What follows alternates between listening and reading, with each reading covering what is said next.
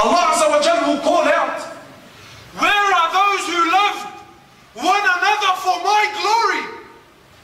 For today I will shade them on the day when there is no shade except my shade. Where are they?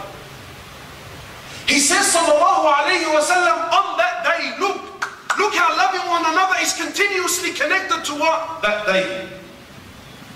That day. He says on that day there will be a position, a status. Imagine you're there, prophets, martyrs, messengers, awliya. He says there will be a position of nur, seats of light, high ranks. Who's he saying this to? He's saying this to a people whom Allah, never mind what Rasulullah says about them, Allah says, I am pleased with them and they are pleased with me. So he's telling that ummah, that generation, that there will be a status on the day of judgment, there will be a position whom even the prophets and messengers and the martyrs will envy. Messengers? This isn't a film Hindi or a film Turkey. Don't think I'm doing Hollywood. Sahih Hadith. He says there will be a position. Imagine a prophet is envious of a status. Imagine a messenger, imagine a martyr, a shaheed, is actually envious of someone's condition. Who are they, the Prophet of Allah? He says they are those who love one another for the sake of Allah. They are those. He says a man left his town and traveled to another town to visit his brother. So Allah sends down an angel. The angel comes to the man and asks, he says, where are you going? He says, well, I'm going to the next town, I'm going to visit my brother. So the angel asks, he says, why are you going there, man? Any business, any maslahah? Do you owe him a favor? Does he owe you something? He says, love Allah. I'm going sincerely for the love of Allah Azza wa Jalla. So the angel says, he says, I am a messenger from Allah. And I have been sent down to tell you that Allah loves you for the same reason that you love Him. Allahu Akbar. Where's this quality, bro? He says, none of you will enter Jannah. Not some. What did he say? None will enter Jannah until you believe. 2 minutes. Until you... Brother, is that 2 minutes to finish this story or finish everything? He says, none of you will truly believe until you love... he says, none of you will enter paradise until you believe. And none of you will truly believe until you love for your brother what you love for yourself. He says, shall I not tell you something? If you do it, you will love one another. He says, give salams to one another.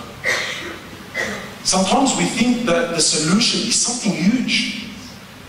Sometimes we think the solution is some Amir al-Mu'mineen that's going to fall down from the heavens on the wings of Allah. No. Wallahi, sometimes the path to the first step in the right direction is something as simple as smiling in the face of your brother. Giving salams to one another. Today you give salams to someone you don't know. Have you ever been in this condition? It happens to me all the time.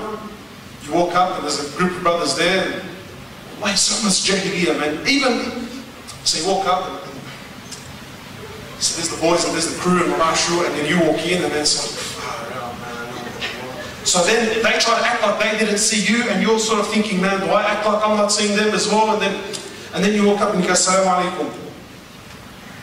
And then there's that awkward, no, bro, sorry, but you know any of us? Because none of us know you, man, so what's going on here? Look at the levels that we've reached.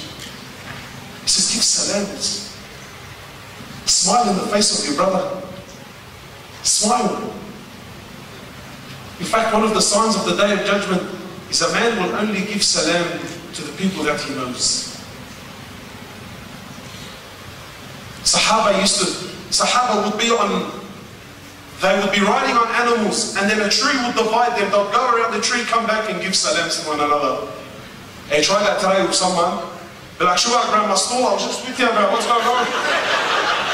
Well, look, honestly, all jokes aside, that's aside. You walk around with the sheikh, my sheikh, أنا جننته, bro. He's got grey hair by now. But you walk around with someone, and heck, you know what, every 10-15 minutes, you know, sheikh, السلام عليكم. تخلط معك, bro. نطور on, bro. Rasulullah ﷺ, when someone would give him salam, imagine, there was no one busier than the Prophet of Allah, no one.